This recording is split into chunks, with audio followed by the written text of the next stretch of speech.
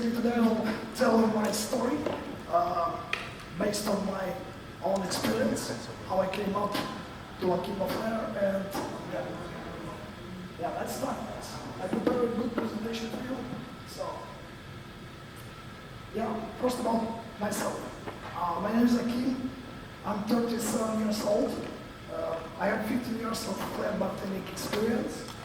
And I'm also founder of Akim Flair online school. Also, I got luckily top 10 in the world this last month ago in Las Vegas World Championship. Yeah, I'm 5 times national champion of Ukraine. Yeah, nowadays I'm based in Las Vegas. A little bit less than 1 year. So this is me, by the way. Yeah, that was the time I got the hair. Now I don't. So, yeah, and my story began from 2007. On the right picture, you can see, if you see actually something. There is my hometown, Yalta. This is the south of Ukraine. Pretty good place. Yeah, the nearby Black Sea. Yeah, and I was walking just on the main street of my town, and I saw a big festival with a big stage. I didn't imagine what's going on there. When I came closer, I saw the Flair bartending competition, and at the same time, 6 Flair bartenders were juggling 3 bottles each. I was like, what the hell is going on? How's it possible? Then I just stuck in the festival. I was watching. There was like fire show, you know. And this was my first, I think, inspiration I got from Flair bartending to see that, because I didn't imagine it's possible to do these things as the bartenders doing. So, yeah, at the same time, I met so many people, like in the different bars, they already started using Flair. It was 2007. And my first experience I got after the school, which was barman, like Yalta Bartenders Association in my town, only in 2009. Because I applied right after that festival, and they responded me only after 2 years, because it was the boom, and they didn't have a space to teach anybody else. Yeah. In 2009, I finished my school. Yeah, I started practicing Flair because I realized that I want to do these things. I didn't think about anything, about money. I was 21 years old. I was like, okay, I will invest my time on it. So let's see what we will see.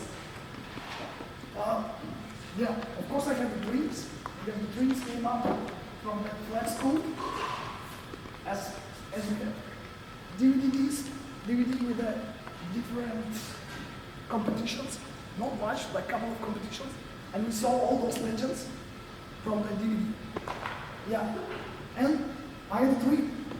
That was, I want to travel, I want to work in some places like Las Vegas.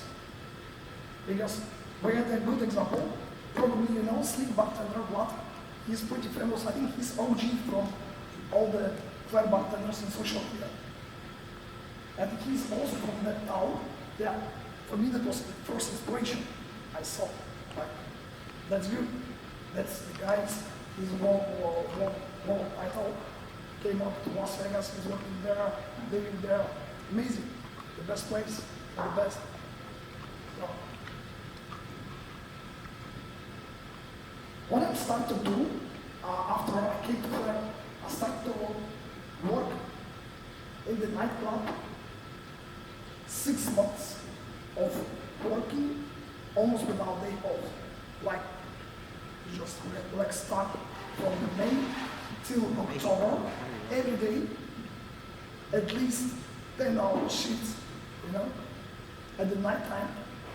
And all the rest of the year, I was practicing in my training room. So I made money, I earned money, just to be able to practicing all the rest of the year and participate in competitions. Everybody was asking me, what is the goal? So what are you going to do with it? You need to make money, you're making money, then you spend it, then again you make money, You want to win competition, but you can't win all of them. So, what are you gonna do? I didn't know, to be honest. I didn't know. It was a passion. So, I met best from my country in that place, in the first place, which was the Amsterdam nightclub in town. So this is the guys, pretty famous guys. Boss also was my inspiration. Daily Bakiev, Max Fedorov. They were national champions of Ukraine, and we worked together in the same place where all the best national flair bartenders were. Yeah, I was working 6 months, and in 6 months I was participating in the competition. Already that time I became a Ukrainian champion. Yeah, and then happened 2014. I'm basically from the south of Ukraine, which is now the part of that region is annexed by Russia since 2014. I'm from Crimea. And you can imagine, like, for me to go the big stage like London, Roadhouse, was easy to just get a flight with one layover, and I'm already in London, staying on stage, making my flair. But in that time, it's changed the game at all. The Russians built up the border between, so the airport is not working anymore. Yeah, it was difficult to get the visa and everything. I was thinking that I need to find a way to survive there, because no job, no people anymore. Yeah, like it's like barrel with the what's that? That makes explosive. Dynamite? Yeah, it's supposed to be. So and in 2000, like from 2014 to 15, I moved to Kiev, the capital of Ukraine, and I started collaborating with the Shaker team. There's the guys also. They were the best in Ukraine also. And we opened our first school. Yeah, that was our first master class. We started bringing different flair bartenders, world champions, like Anne-Marie Posłuszny from Poland, Adam Branchik from Poland. Yeah, and we had the big plans. But meanwhile, I always practiced. I could finish practicing. I was living in the practice room. Yeah, and we just worked. That was a good story. Because I remember that time I didn't have some funds to buy something for myself because I spent everything on the competitions. And I didn't have money enough to pay my luggage to get London. There in London, back in the days, there was the biggest flair bartending competition, which was Roadhouse. Yeah. What I wanted. So I called to the company and said to them, my company, that I cannot pay for the luggage. Can I bring my bottles and the clean bag? They allowed me to bring 7 bottles. So I put almost 7 bottles in there, brought them to the EBS in London, practiced, broke them all. What should I do? I go on stage like in 2 hours. I just asked the bottles from Tom Dyer. Tom Dyer gave me all Bacardi bottles. I played with them first time. Luckily, I got first place and I won. Nice! That was one of the dreams, to be honest. I didn't dream to win like grand final or something.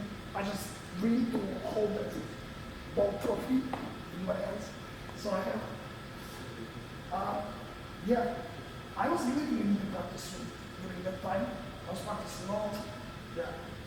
And I cheated.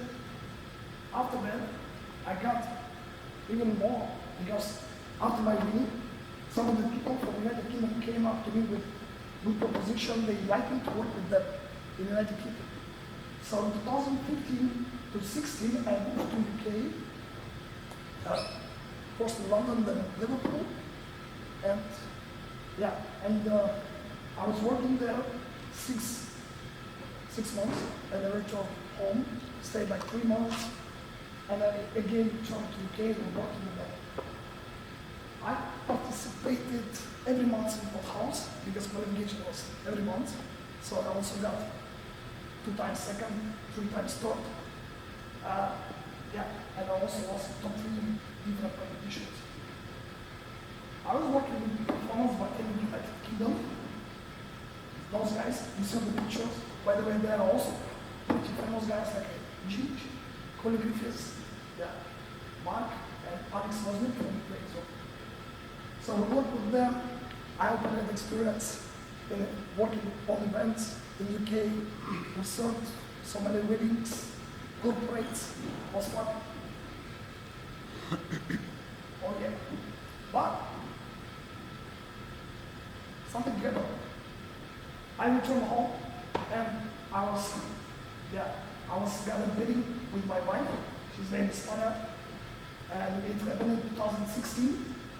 And I decided that I want to do something new in life, you know, because always traveling, getting experience in the different places, but I always thought about my own business, something my own.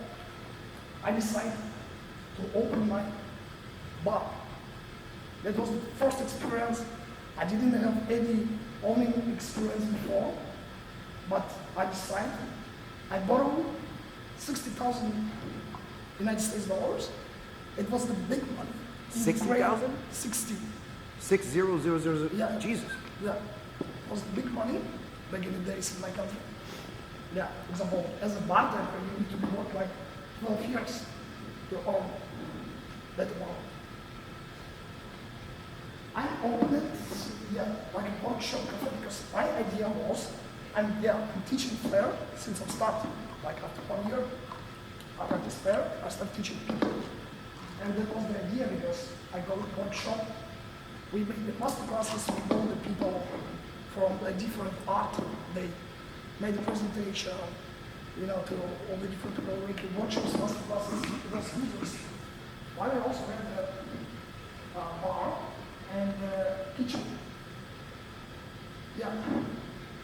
This time I took a break from the competitions because I decided I cannot do all of it.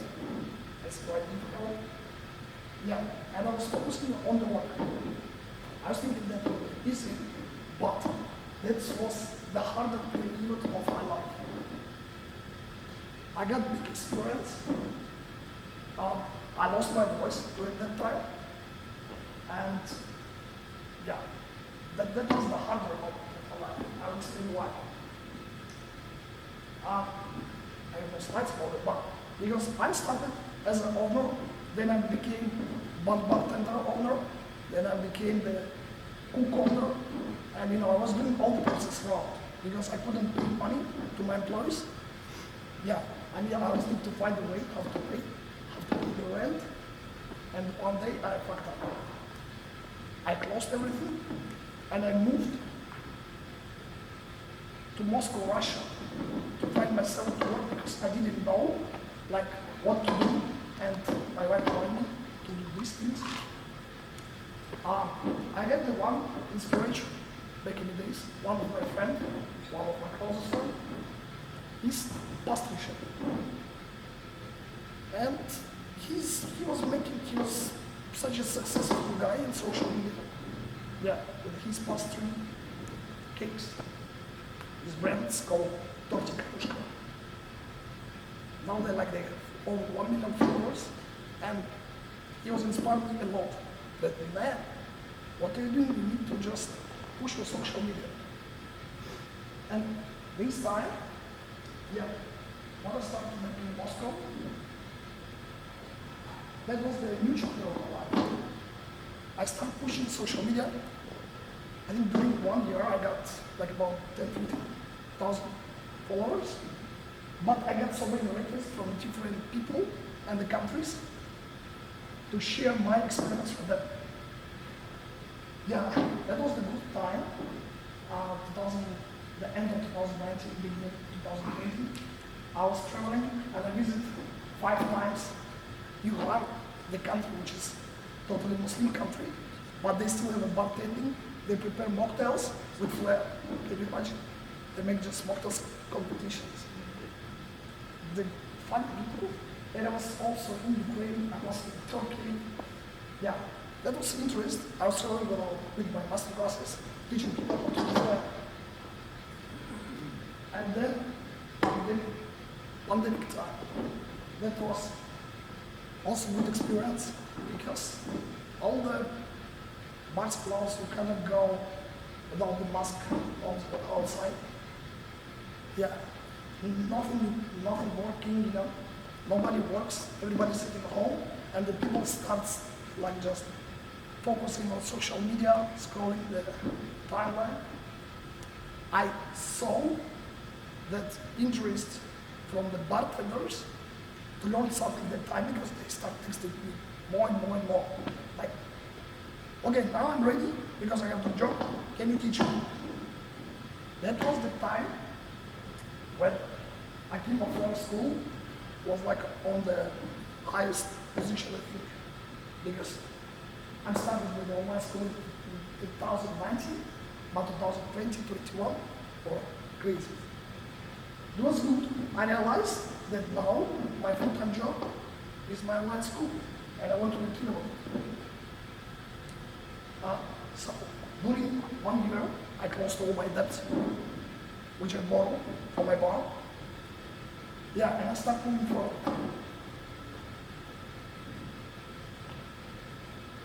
Beginning of 2022 and end of 2021, we moved to United States. I moved for the master class, and then also we spent there 3 months with my wife because that time she was pregnant. We waited for the baby, so and we just spent 3 months there with the master class, and then we just returned home. And 2022 again, the war started in my country. You know, it's like what we should do. It was a difficult moment because I knew that I will leave the country, but I knew that I have all the setup of my business inside the country. What should I do? Again, change something. So we came up to Finland. This is my son, my wife. He was born in Finland. Like almost right after we came up there. Yeah. And in 2020, since 2022 until 2023, I was in Finland all. It's fine. No, yeah. In Finland, all is like upward in Finland, pretty cold place. I was working as a bartender a couple of months, then I was continuing doing just full-time flair teaching. And yeah, but I realized I didn't want to pay 50% of my income to tax office. I moved to Georgia, quite warm place, and also, yeah, with a minimum percentage of tax. Yeah, living in Finland, I returned on the stage.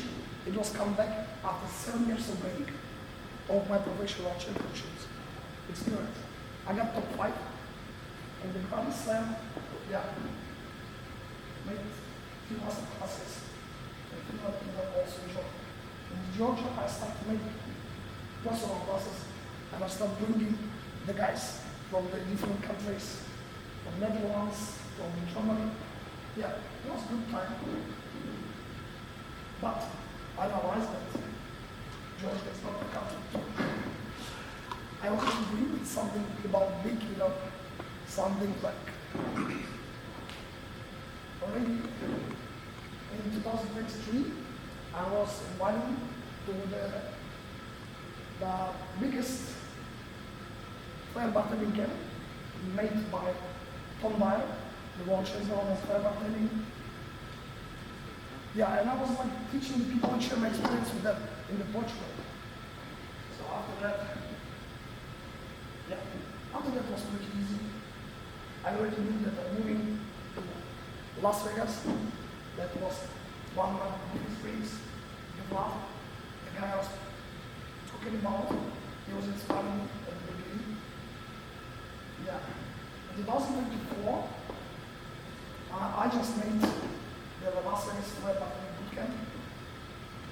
We know all of those people. You see, that was pretty good. New experience with absolutely new model of teaching. Yeah, it was fine. The people came from different countries, not just the United States. From like people fly us from Aruba, from Mexico, from the US, from Finland. Yeah, 2024, it's like I told you, I'm in the competition and I got the new experience. I got conclusions about all of it. And what I can say, I have just a few tips for all of my bartenders. Yeah.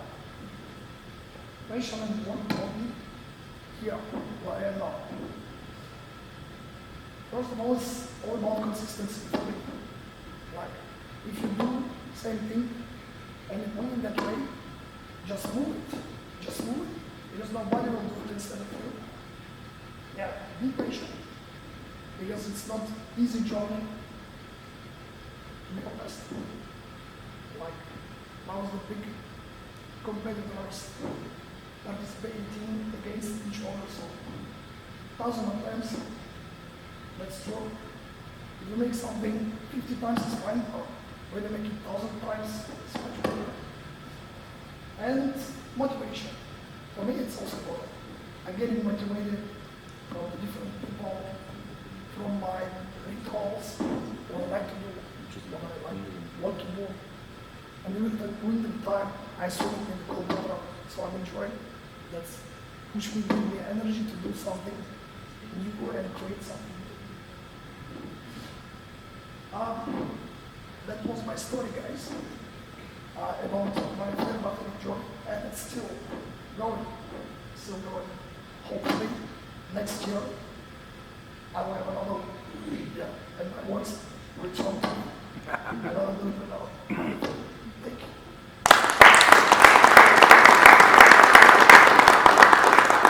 Let me ask you this. How did you know, or what was the pinnacle moment in your life when you realized you were able to step away from the bar and create an income, a solid income, a steady income from being away from the bar? Well,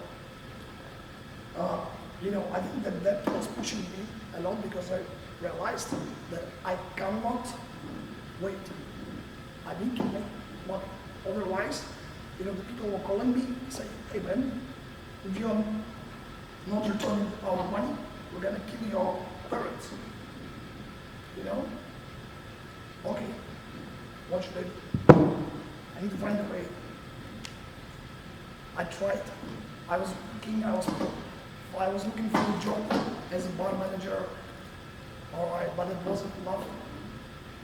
I was trying to find a good job to get paid well, but I didn't have experience, successful experience, let's say, because my bar was suck. And to be able to take another project, all I need, was like, successful project? No. Sorry. I tried to find myself more. Then I realized what I want, what I need, what I want to do. I like flair bartending. I return to it. I'm enjoying it, enjoying teaching people. So I just start to take it. Then I see the profit. I see the people request, the people interest, and that's it. Someday I realized, okay, that's enough to be full-time on it, so let's do it. Yeah. Nowadays, it's quite difficult, to be honest, live in Las Vegas and work full-time with online school, because you guys are crazy. Your price is is quite different from all the rest of the world, living in different countries. And let's say, okay, living in Georgia, it's fine. Living in Finland, it's okay. But in the United States, I want to build my career more. not used to talk about the projects I didn't make yet, so, but I have it in the near future for sure. Yeah. I always have a question, sorry, I'll come Sure. closer. Since you have always been really deeply involved in the European bartending culture, and now you live in the USA, so what do you think the main difference between American flair community and European or Asian flair community, and what is your advice for That's a good question. Americans? Yeah. Comparing like the United States community, sorry, but I will be honest, you have no community. Like, this is just my opinion. Like, because the European community is like, we have a chats, we have like groups where like we talk, we ask for support all the time, we're sharing, That's the thing that we should be, makes easier communication between new generation and the old generation. That's the thing. My advice is just to be like closer, to share experience, try to help with the work to each other, try to help. Yeah. But the good idea is, I think that if everybody will make same things, we will help, we will networking as we wish. So, I think so. From my opinion. What do you say about it? So yeah, the other part of the question was what you can advise, what you can tell me the American flair bartending community to how they can improve, how they can be able to compete to Europeans. Oh, of course. You need to guys practice, and you need to relate to the practice properly, not like you do. Because most of you are trying to just practice when you have a time, like when you have a free time, most of you are working, because I know, living in the United States without a job, that is really impossible. I know it's possible. If you know from those guys, I will ask advice. So, yeah, and everybody works, so try to find a way to make a plan, to ask yourself what you really want. If you want to participate on one stage, you need practice more than a plan. Yeah, it's not like, if you're talking about professional stage, it's like not 1 2 hours, for sure. It's like 5 hours a day, 5 times per week. My advice is practice better with the plan. And the practice should be like proper practice. You stay on the bar with the all set up, not like outside with the practice bottles and then on stage going with the glass bottles, having spills, drops, fumbles. Oh, it's bit light. It's bit light.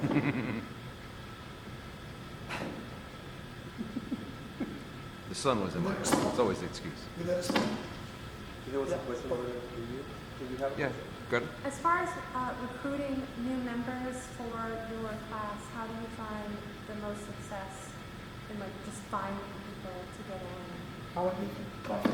Yeah, how do you find bartenders to There get is into your different class? streams of traffic. I do nowadays. But I still didn't automate the process like 100%. I was just talking today with the owner and Aaron about that. Like, it's, it's quite difficult when you step back, as I did last month. I was participating in a competition and I didn't work at all. It just like cut on my floor, myself with my economic situation. Yeah, I always need to think about how to bring the traffic. And most of it's social media. It's just social media. Yeah. Making content. People ask me. Next thing, they ask sell them. That's it. Yeah. We do it with the profit by it's like everybody has a job. So. What is your biggest challenge running your online school here in America? What do you mean? Like I remember you told me something about the schedule, Yeah. times and stuff Oh, like that. yeah. But for example, like the people Yeah. that are in Europe, they're running different time than here. Yeah, that's true. That's true. Nowadays, as most of my students, they based in Europe, and you find practice like personal to them because there is different type of trainings. They do like personal when I see them in Zoom, or they just learn by my tutorials and videos. And with those people who are making personal ones, there was different timing. So they based, let's say, somewhere in Helsinki or somewhere else. And in here we have like 10 hours difference. And I was need to woke up at 2 a.m. to make lessons. So, okay, we have to do it anymore, like, need to think about change something. That was a challenge. Yeah, because even like when we train, like we have the 3 hours, but sometimes it's hard to like coordinate the 3 hours. No, it's not hard. Maya.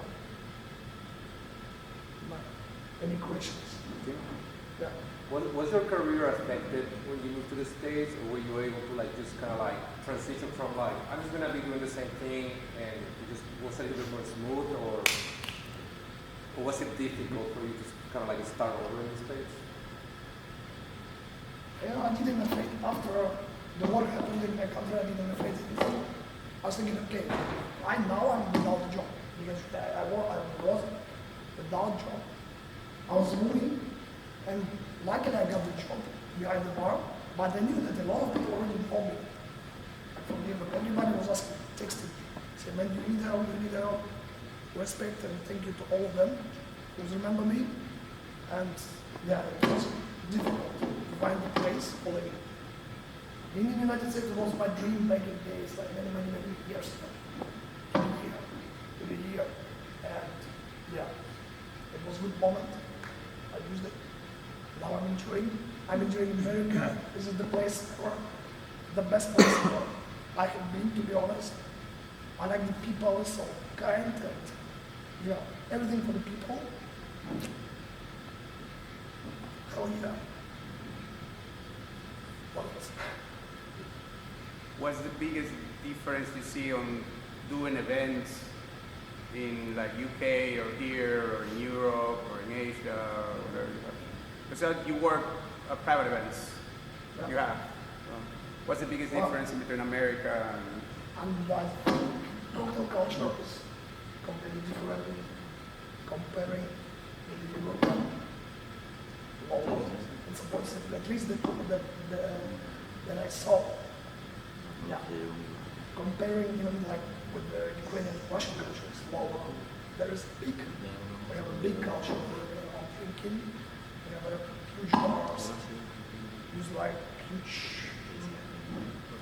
alcohol production. That's good.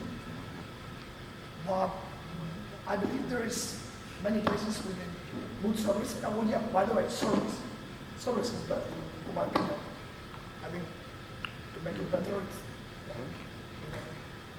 I think the tip make a big like yeah. getting tips here But make a in big Europe, difference. but in Europe, if you ask for the tip, for example, in Finland, you don't get fired, you know, Oh wow. because you can't.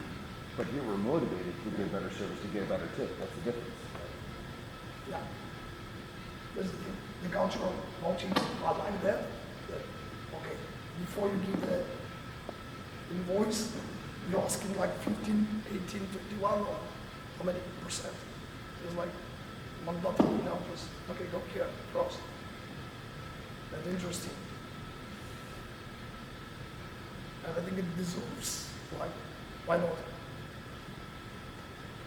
The people who was working in hospitality service. That's good. I don't have a question. I just want to say thank you because I know your voice and everything, but like Ryan and I have run a business now for 12 years and it's not easy.